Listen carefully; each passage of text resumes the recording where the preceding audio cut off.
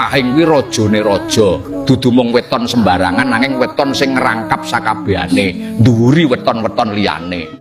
Ana bobot lan aurane sing ora saben wong kuat nampani. Pahing kuwi sakral, omongane dudu sembarang omong nanging sabda dadi. Sing metu saka ucapane asring dadi kenyataan. Mula ora seneng akeh omong, meneng, ngati-ati lan ngerti regane tembung. Kesabarane ora ana tandingane, welas asihe ngluwi wage utawa legi nanging aja salah paham. Iki dudu wong sing ora duwe batas. Peduline jero nganti kerep dimanfaatke, milih meneng ora rame ora pamer, katon polos nanging sakjane pemain handal. Yen wis mlebu salah siji bidang paling iso dadi suku, kepribadiane luwes. Yen kowe apik paling iso dadi luwih apik maneh.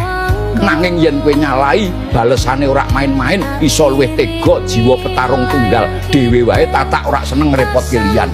Cukup memperhatikan carane ngomong, gerak-gerike nganti tatapan mripate, Pahing wis iso maca sapa lan apa niat sejatine awakmu.